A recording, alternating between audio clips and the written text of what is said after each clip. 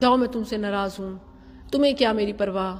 آج ان تمام باتوں کو بھلا کر اس حدیث پر عمل کیجیے گا۔ چپکے سے خامد کا ہاتھ اپنے ہاتھ میں پکڑ کے برملا یہ کہہ دینا ہے، واللہ لا اذوق غمسا حتی ترضى۔ پیارے نبی صلی اللہ علیہ وسلم نے ایک بڑا ہی رومانٹک، لولی اور ایک میں کہتی ہوں کہ جو ایک بونڈ ہوتی ہے نا، ایک ایلفی جوڑ دینے والے تعلق کو، اس کا کردار ادا کیا۔